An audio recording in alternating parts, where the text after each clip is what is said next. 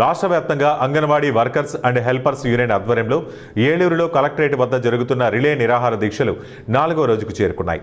ఈ సందర్భంగా రాష్ట్ర అంగన్వాడీ నాయకురాలు సుబ్బరావమ్మ మాట్లాడుతూ కొన్ని రోజులుగా రాష్ట్ర వ్యాప్తంగా జరుగుతున్న అంగన్వాడీల సమస్యలపై పోరాడుతున్నామని, ఈ మేరకు ప్రభుత్వం చర్చలకు పిలిచి మీకేం కావాలని అడిగితే వెంటనే కనీస వేతనం 26,000 రూపాయలు ఇవ్వాలని డిమాండ్ చేయగా మట్టి ఖర్చులకు ఇస్తున్నాము కదా అని మంత్రి మాట్లాడటం జరిగిందన్నారు.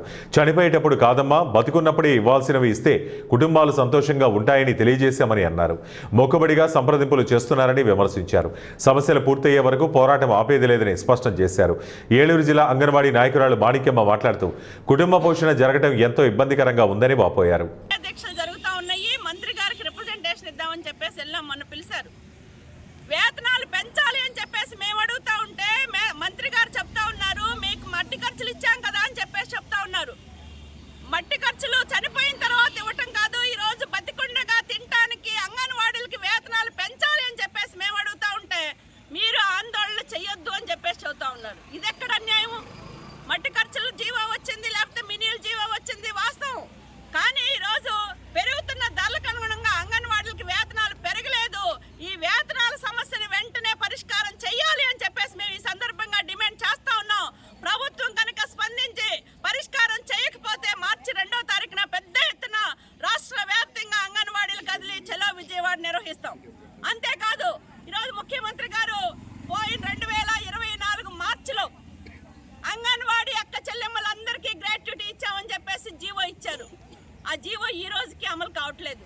అంటే గ్రాట్యుటీ చట్టం అంటే ఏమిటో కూడా తెలియదా అని చెప్పేసి మేము అడుగుతా ఉన్నాం.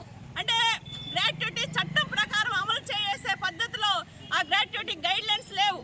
అందుకని గ్రాట్యుటీ చట్టాన్ని అమలు కోసం గైడ్ లైన్స్ రూపొందించాలని చెప్పేసి మేము కోరుతా ఉన్నాం.